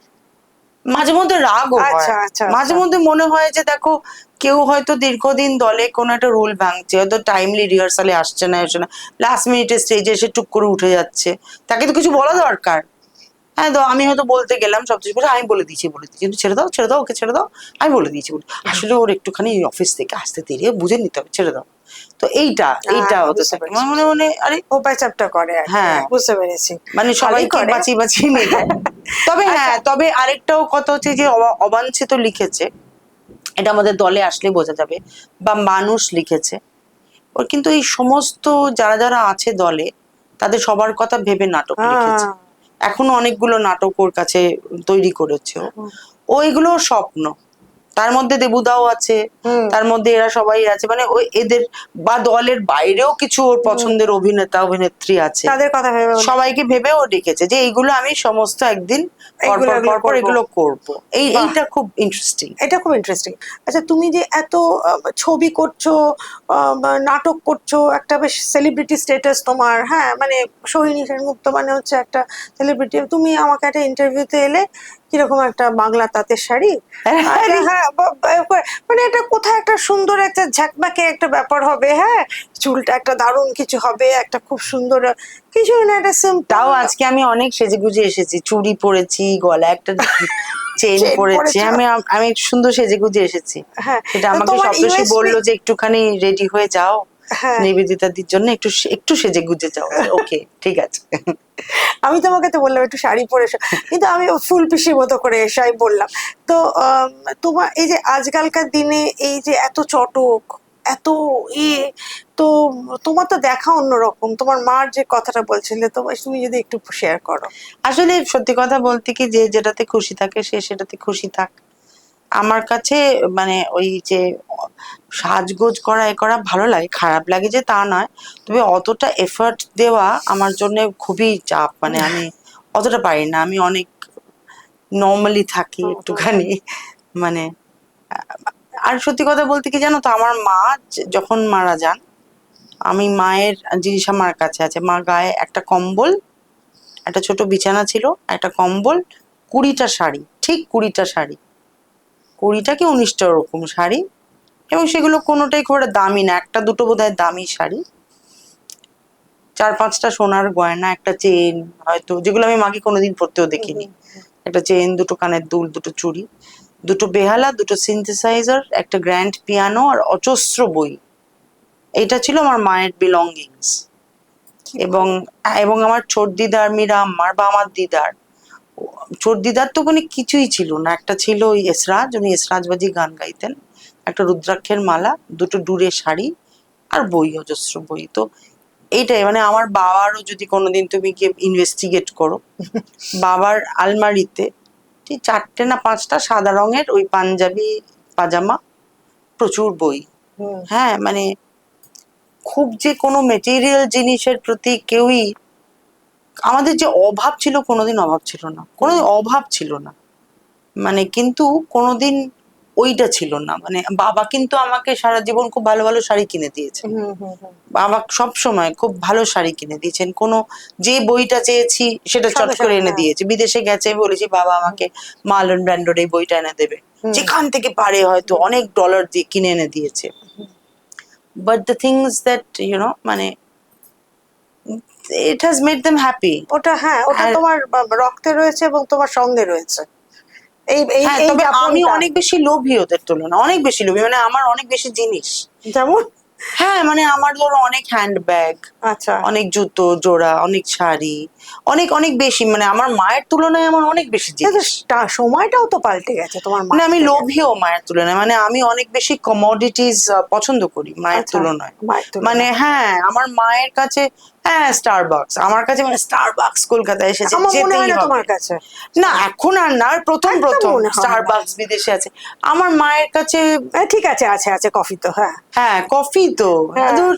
হ্যাঁ, কিন্তু তার মানে কি মা টাকা খরচা করতে পারতেন না তা নয়, বাট দ্য থিং ইজ যে আমরা যে জেনারেশনে বিলং করি, আমাদের কাছে কিন্তু এই এখন ভোগের জিনিস অনেক বেশি। হ্যাঁ, ভোগের তো জিনিস, তার আবার খানিকটা ফুলিয়ে ফালিয়ে দেখানো জিনিসটা হ্যাঁ, বেশি। আমিও সেটার এইটুকুকে এতটা, ভিকটিম। হ্যাঁ, হ্যাঁ, আমিও সেটা, মানে সে একবার তুমি বারবার যাবে না, না। বারবার যাব না, বারবার যাব। একবার গিয়ে বুঝে গেলে ব্যাস, আর না। হ্যাঁ, একবার গিয়ে বুঝলাম, বেশ ভালো লাগলো, কিনলাম 900 একটা, টাকার একটা কফি। হ্যাঁ, একটা ভালো একটা আইফোন কিনলাম, হ্যাঁ, হয়ে গেছে আর কি। মানে হ্যাঁ, আমার আইফোনটা বহু যুগ আগে, হ্যাঁ, হ্যাঁ, কিন্তু ইটস ওকে, মানে Done. ইটস ডান, হ্যাঁ, ইটস ডান। হ্যাঁ, মানে তারপরেও কিছু একটা আছে, সেটার জন্য আই লং ফর দ্যাট। হ্যাঁ, সেটা হ্যাঁ, হচ্ছে নতুন নতুন পাঠ, সেই তো, নতুন ওটাই নতুন তো আসল, হ্যাঁ, ওইটা, ওইটা ওই নতুন। ক্রেভিংটা বেশি। হ্যাঁ, আচ্ছা, এবারে যে অবশ্যম্ভাবী যে খুব প্রশ্নটা আতেল আসবে, মনে হচ্ছে না আমাকে এটা বললে? আরে কি আশ্চর্য, তোমার আতেল মনে হবে কেন? এটা খুব জেনুইন একটা কথা, কারণ যদি যে অভিনয় করে তার কাছে যদি অভিনয়ের চরিত্রটা যদি প্রধান না হয়, যদি মার্সিডিজ গাড়িটা হয়, সেটা না, ঠিক তবে ভালো আমি হবে তোমাকে না। বলছি নিবেদিতা, এটা বলা ভুল হবে যে আমার লোভ নেই। আমার মায়ের সত্যি লোভ ছিল না, হ্যাঁ। আমার মায়ের সত্যি লোভ ছিল না, আমার কিন্তু যথেষ্ট লোভ আছে। আচ্ছা, বেশ আছে। না আছে, আচ্ছা, আছে। মানে আমি কিন্তু তোমাকে বলছি যে একটা কোনো দোকানে গিয়ে আমি কিন্তু আমার মা যেরকম আরামসে পাশে বেরিয়ে যাবে, ম্যাক বা অমুক কি জানে না, আমি কিন্তু ঢুকে ইনভেস্টিগেট করি হ্যাঁ, হ্যাঁ, বা একটা কিনে দেখি, বা আমার মা শি ডিডন্ট কেয়ার। হুম। আর মীরাম্মা বা আমার দিদা তো নাই হ্যাঁ, এটা। তোমার মায়ের কাছে অমিতাভ বচ্চনের একটা হাতে লেখা চিঠি এসেছিল, হ্যাঁ, বেলা শেষে। সেটা আমার কাছে আছে, ল্যামিনেট করা। তাই না? ওটার এক্সপিরিয়েন্সটা বলো, সেদিন যেদিন এলো, মানে কিভাবে পোস্ট এসেছিল। মায়ের সাথে একটা উত্তম কুমারের তোলা ছবিও আছে, জানো তো? আচ্ছা। উত্তম বাবু একবার গেছিলেন, এটা কেউ জানা না এই গল্পটা। উত্তম কুমার 1962 নাগাদ এলাহাবাদে গিয়েছিলেন, ওইটাতে লেখা আছে উত্তম কুমার 19। আমার মায়ের তখন 12 বছর বয়স, তো আমার মায়ের কিছু একটা অভিনয় দেখেছিলেন উনি, দিয়ে আমার দিদাকে বলেছিলেন এই মেয়েটিকে আমাদের এখানে অভিনয় করার জন্য দিন। আচ্ছা। তো আমার দিদা অ্যালাউ করেননি তখন। তো মায়ের সাথে উত্তম বাবুর ওই ছবিটা আমার কাছে এখনো আছে, তাই, এই ছোটবেলায়? ছোটবেলার মা বাহ। এখন দাঁড়িয়ে শাড়ি পরে, আর উত্তম কুমার। তোমার অমিতাভ বচ্চনের চিঠির দিন বেলা শেষের পর, হ্যাঁ। বেলা শেষের পর ওইটা আর কি এসেছিল, শিবুদের কাছে আগে এসেছিল। ও আচ্ছা, মায়ের শিবুর কাছে, শিবুদার কাছে হ্যাঁ যেটা এসেছিল। শিবু, মা আমাকে হঠাৎ ফোন করে বলে, জানিস কি হয়েছে? কি হয়েছে? মা বললো, আরে অমিতাভ বচ্চন আমাকে লিখেছে, মাই ডেজ মেট। হ্যাঁ, কারণ মা এলাহাবাদে অমিতাভ বচ্চনের বাবার কাছে ক্লাস করেছিলেন, বোঝো। হরিবংশ রায় বচ্চন হ্যাঁ, এলাহাবাদ ইউনিভার্সিটি পড়াতেন, আমার মা তো হ্যাঁ। এলাহাবাদ ইউনিভার্সিটি ছাত্রী। হুম। তো আমার মা ক্লাস করেছে, এবং ও তো এলাহাবাদের ছেলে। তো তাহলে খুব খুব প্রাউড আমরা সবাই যে আমরা হচ্ছি এলাহাবাদের। এলাহাবাদ। হ্যাঁ, আমি এলাহাবাদ, মা এলাহাবাদ, অমিতাভ বচ্চন এলাহাবাদ, আমরা এলাহাবাদী আমরা। আচ্ছা, হ্যাঁ। এবং আমরা কিন্তু খুবই এলাহাবাদী আর কি। হ্যাঁ। হ্যাঁ, ও আমাদের রক্তে আছে এলাহাবাদ। তো ওই আমার তো বর্ন এন্ড ব্রট আপ সবকিছুই আমার তাহলে এলাহাবাদ। এলাহাবাদ, হ্যাঁ, এলাহাবাদে আমার দিদার কাছে। হ্যাঁ। তো যখন চিঠিটা এলো তখন আমি মা একদম মানে উন্মাদ হয়ে গেছিল আনন্দে। তোমার বাবার এবং সঙ্গে মা মার খুব একটু প্রেমটা সুন্দর। বলো তো। প্রেম মানে আমি খুবই দুজনকে একদম শেষ অবধি খুব রোমান্টিক দেখেছি দুজনকে, এবং দুজন প্রচন্ড ঝগড়া করতো। ওদের একটা নিজস্ব জীবন ছিল, জানো তো? আমার বাবা আর মা, ওরা একটা টাইট ইউনিট ছিল। আমি ওই ইউনিটটার বাইরে দাঁড়িয়ে থাকতাম, দেখতাম যে এরা কি করছে দুজন। মানে আমার এটা একটা অদ্ভুত জিনিস, আমার মা বাবার একটা উসুল। ধরো আমি মাকে বলবো, বাবা এরকম করেছে, মা ফাট করে ঘুরে আমাকে বলবে, বাবার নামে কিছু বলবে। আমার আর বাবার ব্যাপার।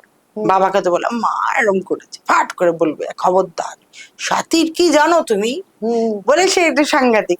ইন দ্য সেম ওয়ে আমি ভাবতাম যে আচ্ছা আমার নামে যদি কেউ বাবাকে বলে তাহলে বাবা কার পক্ষে যাবে। আমি দেখেছি বাবা মা ওটা আর কি, মানে আমার মেয়েকে নিয়ে কোনো কথা হবে না। গুড, একটা সুন্দর বল। সাংঘাতিক, মানে তুমি বাইরের কেউ এসে আমার বাবার কানের কাছে আমাকে নিয়ে কিচ্ছু বলতে পারবে না, বা আমার মা, এটা যে কি প্রোটেকশন, ভালো। যে don't you dare talk about my daughter, family. হ্যাঁ, ইটস মাই ডটার। খুব সাবধান।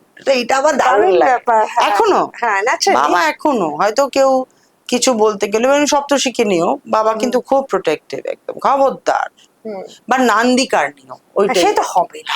মানে নান্দিকার নিয়ে কোনো কথা হবে না। এইটা সাংঘাতিক।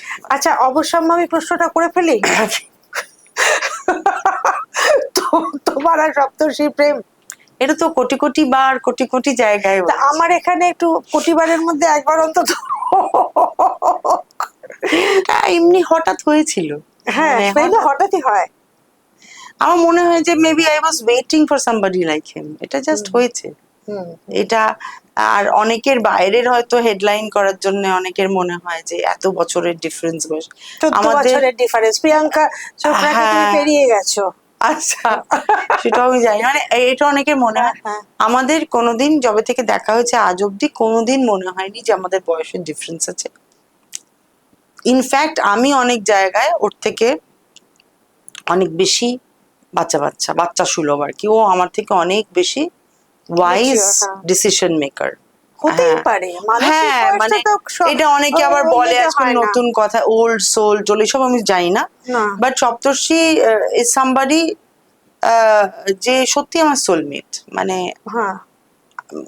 আমাদের মধ্যে বেশি কথাও বলতে হয় না। তোমাদের কি প্রেমের সময় এরকম হয়েছিল যে যা সিমরান যা জিলে আপনি জিন্দেগি, এরকম বাবা বলেছিল? একদমই হয়। মানে বাবা বললাম না, আমার চায় না। বাবা খুব আমার রোমান্টিক। বাবা প্রথম থেকেই চাইতো। আমার বাবা খুব রোমান্টিক। বাবা, আমি সারা জীবন যা যা আনন্দ করেছি বাবা সবগুলোতে আমাকে সাপোর্ট করেছে, যা যা বদমাইশি করেছি সবেতে। সব বাবা আমার। এবং আমি খুব লাকি, আমি বলবো যে আমার শ্বশুর শাশুড়িও, হুম। ওরা যে কোত্থেকে এলো, মানে কোথায় ছিল এত বছর আমি জানতাম না, ওরা এক্স্যাক্টলি আমাদের মতোই, মানে গুড গুড। হ্যাঁ হ্যাঁ রে, এটা জাস্ট হ্যাপেন্ড, মানে হ্যাঁ। ইট জাস্ট হ্যাপেন্ড, মানে আমি এটা শুনেছি তোমার, যে তুমি সপ্তর্ষি দিদি ঠাকুমার কাছে গিয়ে বলতে গেছিলে যে আমি জানো তো হ্যাঁ বড় ফড় কি সমস্ত কিছু আর বলবে না কখনো। হ্যাঁ, ওটাই আর কি, মানে এটা খুব অদ্ভুত একটা জিনিস কি করে হলো। আমি এখনো মানে রোজ বলি যে থ্যাংক ইউ হুম আমাকে একটা এরকম বন্ধু দেওয়ার জন্য। হুম হুম হুম বিয়ে আমরা করেছি কারণ আমি বিয়েতে বিশ্বাস করি, আমি খুব, হুম কিন্তু বিয়ে না হলেও মানে we would have been together, মানে আমরা একই বিষয়ে মানে আমাদের খুব সিমিলার অনেক হুম কিছু, হুম আমরা হুম দুজনে খুব মানে বন্ধু। হুম আমরা যে কাজ একসাথে করি সেই কাজটাও আমরা খুব সুন্দরভাবে একসাথে করতে চাই, হুম হুম থিয়েটারের হুম কাজ। হুম হুম। আমি সপ্তর্ষিকে খুব রেসপেক্ট করি, কারণ অনেকে জানেন অসম্ভব ভালো লেখেও, অসম্ভব ভালো লেখে। আমি চাই যে সেটা সবাই আরো জানুক। জানুক আরো হ্যাঁ, বেশি করে। তো অত ভালো অভিনয় করেই, তার সঙ্গে লেখে, কথা বলেও খুব ভালো। অসম্ভব ভালো লেখেও, হ্যাঁ। ওর গভীর মন, সেটা ভালো লাগে। আর he is also an animal lover, which is সেটা আমার জন্য তোমাদের সঙ্গে, এ হ্যাঁ। ভেরি বিগ থিং ফর এই মি। কিছুক্ষণ আগেই হচ্ছিল যে ও, তুমি আমরা বলছিলাম না যে তোমাদের বাড়ির প্রত্যেকেই হ্যাঁ হ্যাঁ, অ্যানিমাল লাভার। ওটা আমার কাছে খুব ইম্পর্ট্যান্ট একটা বিষয়। আচ্ছা, তোমার ব্যক্তিগত জীবনের একটু পাসটাও বলি, কারণ তিনিও খুব মহান ব্যক্তিত্ব একজন। হ্যাঁ, হ্যাঁ, গৌতম দা। গৌতম দা। হ্যাঁ, তো তার সঙ্গে এখন কিরকম যোগাযোগ বা কিছু আছে কিনা, বা বা হ্যাঁ সেই হ্যাঁ, সময়টা কিরকম ছিল, মানে সেই তিক্ততাটা সময়টা কেন মানে কি বলতো, এটা অনেকে ভাবে যে বোধহয় ডিভোর্স হয়ে গেছে, ছাড়াছাড়ি হয়ে গেছে বলে খুব সাংঘাতিক। না, মানে দুজন লোক দুজনের মতো হতেই পারে, তারা একসঙ্গে নাও থাকতে চাইতে পারে, মানে দুজন ভালোও হতে পারে, হুম। তারা দুজনে একসাথে থাকে না। আমি গৌতম দার ক্ষেত্রে আমি বলছি না, তুমি একটা যে জায়গায় বলেছিলে তোমার ওর ফ্যামিলির সঙ্গে একটা প্রবলেম হয়েছিল, যে ওই যে রেগুলার গিয়ে বাড়িতে কি রান্না করতে হতো না, তো সেটা তুমি ভাবতেই পারো না ফ্যামিলি হ্যাঁ, স্ট্রাকচারটা। মানে কি বলতো, ব্যাপারটা হচ্ছে যে আমি মানে আমার বাড়িতে কখনো কোনো বাধ্যবাধকতা ছিল না। এবার আমি যখন বিয়ে করে গেছি, আমি আমি ঠিক কোনো রোল, মানে কি বলবো, বউয়ের রোল রোজ প্লে করতে হবে এইটা আমি তো শিখিনি। ঠিকই, হ্যাঁ আর এটা আমি আমি মানিয়ে নিতে পারিনি, বুঝতে হ্যাঁ হ্যাঁ। পেরেছো তো, মানে এই যে সার্টেন থিংস যেগুলো একটা মেয়ের করা উচিত, সকালবেলা বা উঠে এটা করবে ওটা করবে। এইটা তখন আমার মনে হয়েছিল, বাট আমি বলছি যে জাস্ট তখন দুজন আমরা আলাদা ছিলাম, আমি হ্যাঁ। আর গৌতম দা। আমি গৌতম দার ছাত্রী, হুম এবং আমার গৌতম দার সাথে আমার ওই আইডেন্টিটিটাই ঠিক, হুম। ওই ছাত্রী। তো বিয়ে অবধি গেল কি করে, প্রেম তো গেল, হয়েছে। প্রেম থেকেও আমার মনে হয় যে আমার মা বাবাও চেয়েছিলেন ও যে আচ্ছা। গৌতম দার সাথে আমার বিয়ে হোক। আর মানে আমি এত ট্যালেন্টেড একজন, হ্যাঁ। ছোটবেলা থেকে খুব একটা খুব যে প্রেমিকা সুলভ আমি ছিলাম সেরকম তো নয়, আমি মানে একটু বিয়ে টম যে, বয়স ছিলাম। আচ্ছা, এবং তার মানে গৌতম বাবা দাকে মায়ের আমার সাথেই ভালোই হয়েছিল, লেগেছিল, হ্যাঁ মানে হ্যাঁ গৌতম দা তো খুব ট্যালেন্টেড অভিনেতা, ই ওয়াজ স্টিল ভেরি হ্যাঁ ওরকম তো। হ্যাঁ, মানে গৌতম দা খুব এলিজিবল ব্যাচেলর ছিল হ্যাঁ, তখন। সেটাই এবং বলছি। হ্যাঁ, আমারও খুব যে তখন খারাপ তোমার, লেগেছিল হ্যাঁ, তা কিন্তু না, বা আমার যে এখনো গৌতম দাকে খুব খারাপ লাগে তা কিন্তু না, সেটা কিন্তু ব্যাপারটা নয়। না সেটা কিন্তু বুঝতেই একসাথে পারছি, যখন তুমি থাকবে তার একটা অন্য দেখবে মানে যে আছে। না, বাঁচাটাই আলাদা অনেক সময়, হ্যাঁ তাই না? হ্যাঁ আমি যেভাবে বড় হয়েছি, আমি দুটো জীবন আলাদা। হ্যাঁ হ্যাঁ, হ্যাঁ। তার ফলে গৌতম দার সঙ্গে আমার, তবে আমি এই কথা তোমাকে বলছি নিবেদিতা, আমি গতকালকেই সপ্তর্ষিকে বলছিলাম যে আমি অনেক কাজের আগে একবার গৌতম দার কথা ভাবি। কেন? হুম। গৌতম দা আমাকে যা শিখিয়েছে আমার মানে অভিনয়ের ছাত্রী জীবনে, সেটা সারা জীবনের আমার ওই শেখা। যেটা বলছিলে হাঁপানো। এবং শুধু তাই নয়, মানে যারা থিয়েটার প্রফেশনালস হতে চায় তারা কিন্তু গৌতম দার মতো অভিনয়ের সঙ্গে লেগে থাকা, এই যে গৌতম দা কিন্তু এখনো ঘন্টার পর ঘন্টা প্র্যাকটিস কর। প্র্যাকটিস করতে পারে, এটা মানে অসাধারণ একটা হুম বিষয়, হুম হুম মানে হুম। কি করে করছে। আমরা সুজনবাদিয়ার সময় সকাল 9টা থেকে রাত 10টা অব্দি টানা মেঘনাদ বা প্র্যাকটিস মেঘনাদ করতাম, বধ কাব্যটা। মেঘনাদ বধ কাব্য। ওরে বাবারে। তো এইটাই আর কি, মানে গৌতম দা একটা প্র্যাকটিস করাতো আমাদের, ধা দিন দিন দা ধা দিন দিন দা করতে করতে জোরে জোরে জোরে জোরে কবিতা বলো, হ্যাঁ। ওটা তাহলে তুমি হাইপার ভেন্টিলেট করবে না, তুমি আরাম করে বলতে পারবে। ওই যে ধরো ওই প্র্যাকটিসটা এখন আমার ভোকাল কন্ট্রোল আমাকে শিখিয়ে দিয়েছে, হ্যাঁ বুঝতে পেরেছো?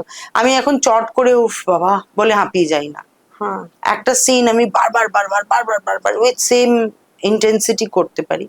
এইটা কিন্তু ওই শেখানো, এই শিক্ষাটা। সেই শিক্ষা। So I want to remember that about him, that this is what I have, মানে ওনার কাছ থেকে আমি শিখেছি, যেটা আমি এখন যখন শেখাই আমি ওগুলো অনেক কিছু মাথায় আমার থাকে যে কি করে রোজ ওইটাকে করতে হবে। আচ্ছা এইবারে তোমাকে একটু জিজ্ঞেস করি, এটা তো ব্যক্তিগত জীবন হলো, আর একটা জিনিস মানে আমরা শেষের দিকেই চলে এসেছি, ধরো তোমার অভিনয়ের আর একটা দিক, যেমন ধরো তুমি ফুলপিসি হয়ে ডিটেকটিভ হয়ে তুমি যেমন একটা মানে ইয়ে আবিষ্কার, মানে তুমি ডিটেকটিভ হয়ে তুমি ক্রাইমটা সলভ করছো, সেরকম তুমি একটা অদ্ভুত চরিত্র করেছিলে যেটা ওই যে অদিতির অনুসন্ধান, অনুসন্ধানে মিলিমিত্র।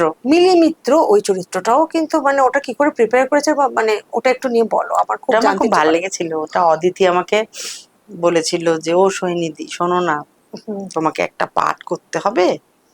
হ্যাঁ, আবার কি? আর আমি হচ্ছি মানে খুব রিলাক্টেন্ট অ্যাক্টর, জানো তো, খুবই রিলাক্টেন্ট আমি। মানে যেই আমাকে কোনো পাঠ বলে আমি বলি না না না, থাক থাক, পরে পরে পরে, হ্যাঁ হ্যাঁ মানে বাবা আবার কি পাঠ, ভয় লাগে একটু। কিন্তু আমি বলেছিলাম হ্যাঁ বলো, হ্যাঁ তুমি আমাকে চেনো না, খুব আদর করেছিল, আমার খুব ভালো লেগেছিল ওকে। তখন আমাকে বললো যে এটা একটা খুনির পাঠ। আমি বললাম যে আরে বাহ, হ্যাঁ এটা তো কেউ দেয়নি কখনো। হ্যাঁ তার আগে আমি রাজের সঙ্গে মাধবী মাহাতো করেছি আবার প্রলয়তে, সেটাও খুব মজার খুব একটা মজা, পাঠ। হ্যাঁ হ্যাঁ, এবং সেটা আমাকে সবাই খুব আদরও করেছিলেন খুব। তো এইখানে আমি একটা কথা বলতে চাই যে I am really blessed and very lucky যে আমাকে সবাই খুব ভালোবাসে। কেন ভালোবাসে আমি জানি না, কিন্তু আমি জানি আমাকে ভালোবাসে। মানে আমি যখন রাস্তাঘাটে ঘুরি বা যে শো করব, সব বয়সের মানুষরা, মহিলারা স্পেশালি আমাকে এত আদর করেন না। আর আমার যে কি আনন্দ হয় ওইটা যখন আমাকে কেউ গাল টিপে বা খুব ব্লেসিংস দেয়, আমার না আমার কান্না পেয়ে যায় এক এক সময়। আমাকে এত জড়িয়ে ধরে আদর করে। ফুলপিসিতে যাচ্ছি, ধরো আমাকে জড়িয়ে ধরে বলছে কোনটা বলবো, ফুলপিসি না কমলা না জাহ্নবী, হ্যাঁ কোনটা বলবো, অবাঞ্ছিতর হ্যাঁ ক্যারেক্টারটার নাম জাহ্নবী, কোনটা বলবো তোমায়। তখন এই যে আত্মীয়তা, বা ধরো সুন্দরবনে গেছি, তখন হয়তো কেউ একটা নাড়ু বানিয়ে ও মাধবী দিদি খাবে নাকি, বা হয়তো মানে গাড়ি, চরিত্রগুলো ধরে, হ্যাঁ হ্যাঁ গাড়ি আটকেছে হয়তো কিছু একটাতে, ও মাধবী ম্যাম আপনি, মানে তারা কিন্তু দেখছে ওই ক্যারেক্টারটা। ক্যারেক্টারটা, হ্যাঁ এবং এইটা আমি এটার জন্যই অভিনয় করি, এত আমার ভালো লাগে যে I am very lucky that I have that. হ্যাঁ। তো ওই মিলিমিত্রটাকে ওই যে তো মিলিমিত্র করেই সবাই খুব আনন্দ পেয়েছিল দেখে। কিন্তু আরে একটা কিরকম বাবা খুনির চরিত্র। এরকম। কিন্তু আবার মানে আসলে আমার যেটা ব্রিলিয়েন্ট মনে হয় অদিতির, সেটা হচ্ছে যে আমার এই চেহারার সঙ্গে ওইটা একদম কমপ্লিটলি আলাদা। এইটা ও যে ভেবেছে দারুণ দারুণ। ভেবেছে, দারুণ ভেবেছে। আরেকটাও পার্ট তুমি দেখেছো কিনা জানি না, ওই আমি এতে করেছিলাম অচিন্ত আইচে। অচিন্ত আইচ দেখেছি তো। হ্যাঁ আমি সেকেন্ড সিজনটায় রিকোস্ত একটা করেছিলাম, আর অচিন্ত আইচ, ওটাও আমার খুব ভালো লাগে। আমার ওটাও খুব ভালো। হ্যাঁ আমার খুব ভালো উকিল, লেগেছে ওই পার্টটাও করে। এইরকম ভালো লাগে। হ্যাঁ। আর তুমি এখন তো অনেক বেশি ইয়েতে রয়েছো, ইচ্ছে তো Serial। তোমার না বললে তো আমার একটা ভুল হয়ে যাবে। এই যে আর এখন রোজ কমলা নিবাস করছি। কমলা নিবাস হ্যাঁ, করছো, রোজ আমি আর দেবশঙ্কর দা হ্যাঁ দুজনে আমরা কমলা, আমি আর নিবাস শ্রীনিবাস। হ্যাঁ এটা একটা দারুণ এক্সপিরিয়েন্স, দারুণ হ্যাঁ এক্সপিরিয়েন্স। হ্যাঁ এটা করছো। আর খুব একটা মজার ব্যাপার হচ্ছে যে ইন্দ্রপুরী যে স্টুডিওটাতে আমি ছোটবেলায় ঘুরতাম, সেখানেই আমি রোজ শুটিং করছি। হ্যাঁ ঘরে বাইরে ইন্দ্রপুরীতে হয়েছিল, হ্যাঁ হ্যাঁ হ্যাঁ সেখানেই আমি রোজ ওই কমলা নিবাসে রোজ শুটিং করি। গুড আমার দারুণ গুড, লাগে। হ্যাঁ হ্যাঁ আমার এই ফ্যামিলিটা খুব ভালো লাগে, মানে এটা খুব ভালো হচ্ছে। হ্যাঁ খুব সুন্দর কমলা নিবাস একটা সাধারণ ছাপোষা জীবনের গল্প এবং একটুখানি বয়সের প্রেম। মানে হ্যাঁ হ্যাঁ এই কাপলটার বাচ্চা টাচ্চা সব হয়ে গেছে, অনেক ছেলে মেয়ে, তারা বড় হচ্ছে, কিন্তু এরা দুজনের ভিতরে নিবিড় প্রেম দুজনের। একটা So স্কুটার sweet, চালায় দেবুদা, হ্যাঁ আর আমি স্কুটারের পিছনে হ্যাঁ বসি, হ্যাঁ এবং এরা সমস্ত দৈনন্দিন জীবনের খুঁটিনাটি, এটা খুব ভাল লাগে। আমাকে অনেকে এটা বলেছেন যে এই আমার হাজবেন্ডের সাথে কমলা নিবাস আমরা দেখি, আমাদেরও এখন খুব প্রেম দুজনের মধ্যে, এরকম ভাল লাগে। মানে people are relating to that middle aged love. Love, হ্যাঁ এটা খুব সুন্দর। এক একটা বয়সের প্রেম তো এক এক রঙ, হ্যাঁ এক এক রঙের।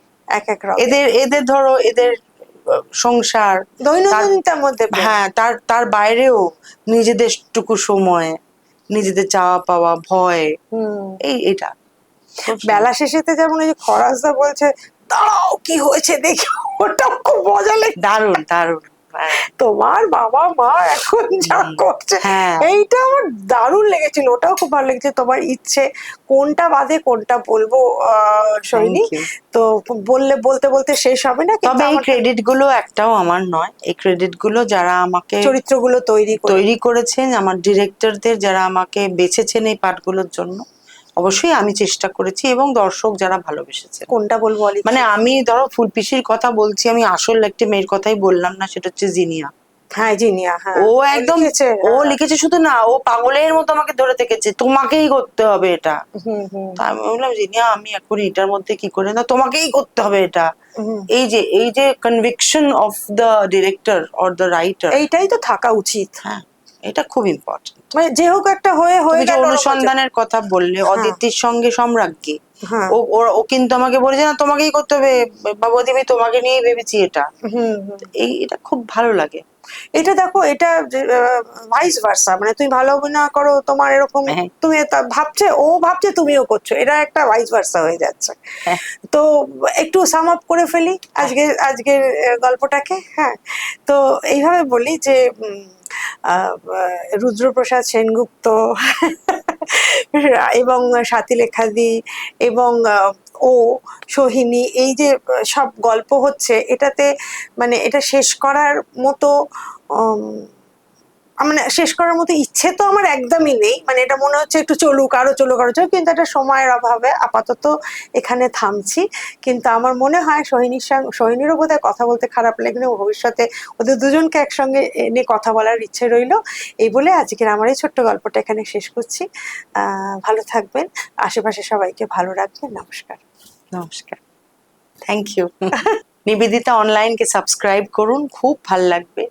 খুব সুন্দর প্রশ্ন করে, গল্প হয়, আর খুব মানুষের যাদেরকে আমরা চিনি অথচ চিনি না, তাদের সবকিছু জানা যায়। অবশ্যই দেখুন, খুব ভাল লাগবে। নিবেদিতা অনলাইনকে সাবস্ক্রাইব করুন।